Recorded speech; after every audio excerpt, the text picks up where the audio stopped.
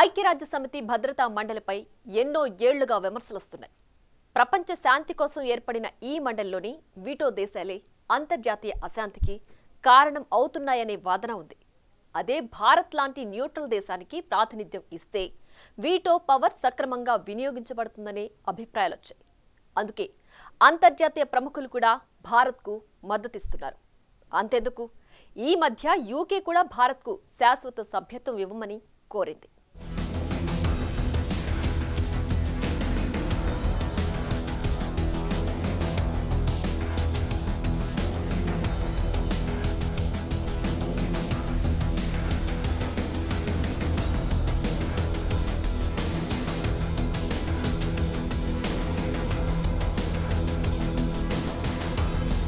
ఐక్యరాజ్యసమితి అంటే అంతర్జాతీయంగా ఒక గౌరవమున్న సంస్థ. ప్రపంచ శాంతి కోసం ఏర్పడిన ఐక్యరాజ్యసమితి సామాజిక ఆర్థిక అంశాలతో పాటు అంతర్జాతీయ భద్రతకు సంబంధించిన వ్యవహారాలపై కూడా బాధ్యత తీసుకుంటుంది. అయితే ఆయా దేశాలు ఇందులో పరస్పర సహకారం అందించుకుంటాయి. ముఖ్యంగా ఐరాస భద్రతా మండలి ప్రపంచ శాంతిలో కీలక పాత్ర పోషిస్తుంది. రక్షణ వ్యవహారాలకు సంబంధించిన అంశాల పట్ల ఇక్కడ కీలక నిర్ణయాలు తీసుకుంటారు. రెండో ప్రపంచ యుద్ధం తర్వాత ఏర్పడిన భద్రతా మండలి అమెరికా, సోవియట్ మధ్య కోల్డ్ వార్ విషయంలో మౌనంగా ఉన్నప్పటికీ చాలా సందర్భాల్లో అంతర్జాతీయ భద్రతకు తన వంతుగా కృషి చేయకపోలేదు. ముఖ్యంగా మధ్యప్రాచ్యంలో శాంతిని నెలకొల్పడానికి ఐక్యరాజ్యసమితి కృషి చేస్తూనే ఉంది. అలాగే ఆఫ్రికాలో ఆర్థిక వనరులు సమకూర్చడంలోనూ కీలక పాత్ర పోషించింది. ఇలాంటి యుఎన్ భద్రతా మండలిలో ఇప్పుడు ఇండియా శాశ్వత సభ్యత్వం కావాలంటూ ఆఖరి పోరాటం చేస్తోంది.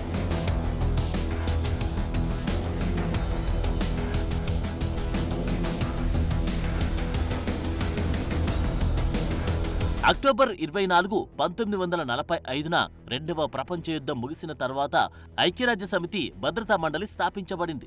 దీని ప్రధాన బాధ్యత అంతర్జాతీయ శాంతి భద్రతల నిర్వహణ. ఇందులో 15 మంది సభ్యులు ఉండగా ప్రతి సభ్యునికి ఒక ఓటు ఉంటుంది. అయితే ప్రస్తుతానికి 5 దేశాలు మాత్రమే శాశ్వత సభ్యులుగా ఉన్నారు. వీటికి వీటో పవర్ ఉంటుంది. అంటే వీటిలో ఏ ఒక్క దేశం అందులో జరిగే నిర్ణయాలను కాదని అన్నా ఆ నిర్ణయాలు అమలుకు నోచుకోవు అంతే. ఇలాంటి ఉన్నత బాధ్యతలు తీసుకున్న భద్రతా మండలిలో వీటో పవర్ ఉన్న దేశాలు స్వప్రయోజనాల కోసం అంతర్జాతీయ వేదికలను వాడుకుంటున్నాయనే విమర్శలు ఎదుర్కొంటున్నారు. నిజానికి ఇండియాకు ఇందులో శాశ్వత సభ్యత్వం పొందడానికి అన్ని అర్హతలు ఉన్నప్పటికీ భారత్కు ఇప్పటి వరకు శాశ్వత సీటు ఇవ్వకపోవడమే చర్చలు రేపుతోంది. ఒకవైపు మండలిలో మెజారిటీ దేశాలు భారత్ సభ్యత్వాన్ని సపోర్ట్ చేస్తున్నప్పటికీ వీటో అధికారంతో దాన్ని నిలువరించడాన్ని భారత్ తీవ్రంగా వ్యతిరేకిస్తోంది.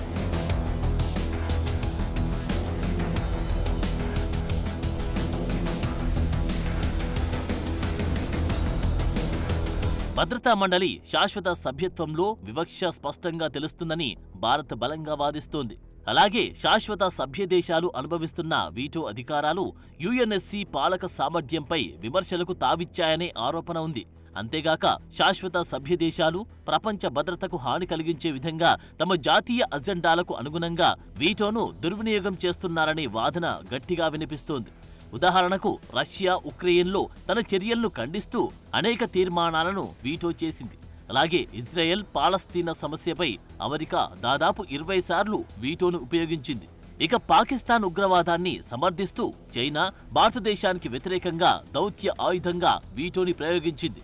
అందుకే ప్రపంచ శాంతి ఏకాభిప్రాయం కోసం ఏర్పాటైన ఐరాస భద్రతా మండలిలోని లొసుగులు, భద్రతా మండలిలో సంస్కరణలు అవసరాన్ని తెలియజేస్తున్నట్లు ఒకనాటి యుఎన్ మాజీ సెక్రటరీ జనరల్ కోఫీ అన్నన్ కూడా అనాల్సి వచ్చింది.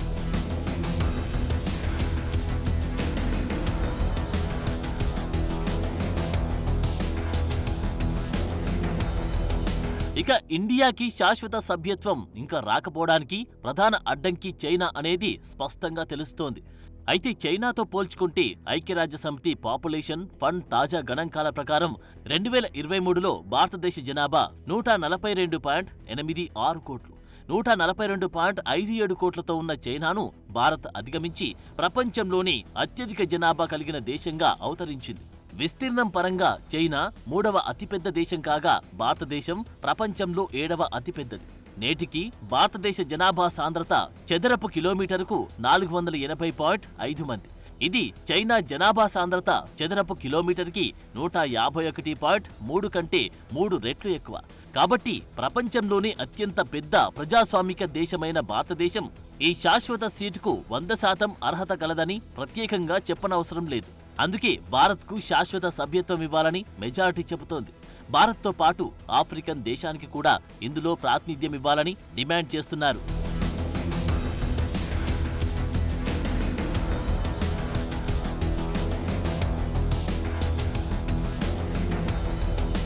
వాస్తవానికి భారతదేశం ఐక్యరాజ్యసమితి భద్రతా మండలి వ్యవస్థాపక సభ్యుల్లో ఒకటి. కాబట్టి ఆ సంస్థతో భారత్ చారిత్రక సంబంధాన్ని కలిగి ఉంది.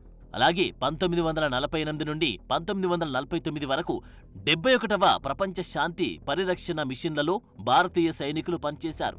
2022 ప్రారంభంలో భారతదేశం 2.5 లక్షల మంది సైనికులను యుఎన్ శాంతి పరిరక్షక దళాలకు పంపింది. ప్రచ్ఛన్న యుద్ధం సమయంలో భారతదేశం వ్యూహాత్మక తటస్థ వైఖరి నాన్ అలైన్డ్ మూవ్మెంట్కి దారితీసింది. అలాగే శాంతి, ప్రశాంతత, విదేశాంగ విధానంలో జోక్యం చేసుకోకపోవడం, దూకుడు లేని పంచశీల సూత్రాలను అనుసరించే విషయంలో స్పష్టంగా ఉంది. అంటే యుఎన్ చార్టర్లో పొందుపరచబడిన విలువలకు భారత్ అత్యంత దగ్గరగా ఉంది. అలాగే భారతదేశం ప్రపంచ జనాభాలో దాదాపు 6వ వంతుగా ఉంది. 1.4 బిలియన్ల ప్రజలకు ప్రాతినిధ్యం వహిస్తున్న భారత్ అంతర్జాతీయ అగ్ర నిర్ణయాల వ్యవహారాల్లో నిస్సందేహంగా ప్రముఖ స్థానంలో ఉండదగిందని మనవారి వాదన.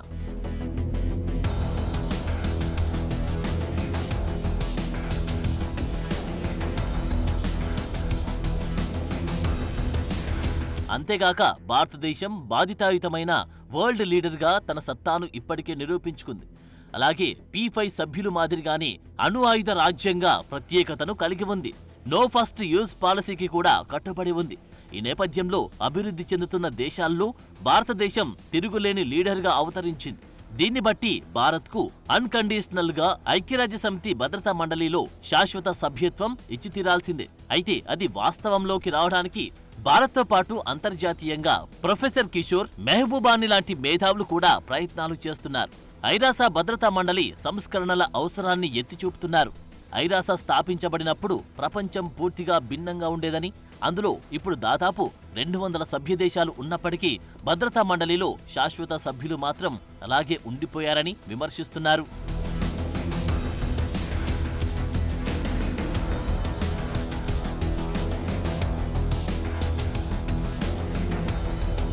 అంతెందుకు ఎవరి స్థానంలో అయితే భారత్కు రీప్లేస్ చేసి శాశ్వత సభ్యత్వం ఇవ్వాలని మెహబూబాని అన్నారో అదే యునైటెడ్ కింగ్డమ్ భద్రతా మండలిలో భారత్కు పర్మనెంట్ సీట్ ఇవ్వమని గతంలో డిమాండ్ చేసింది. ఈ మేరకు యుఎన్లోని యూకే ఎక్స్ ఖాతాలో ఓ పోస్ట్ కూడా పెట్టారు. భద్రతా మండలిలో నేటి ప్రపంచానికి సంబంధించి అందరి ప్రాతినిధ్యం ఉండాలని ఈ పోస్ట్లో యూకే తెలిపింది.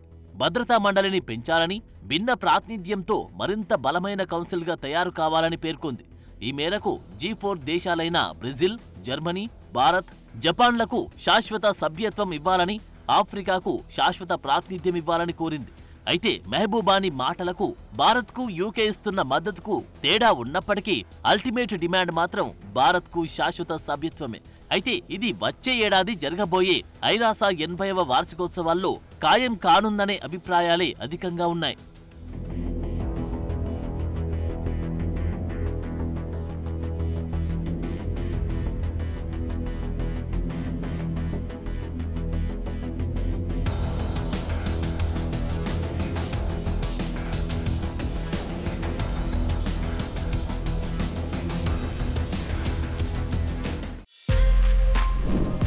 For more videos like this, subscribe Big TV channel.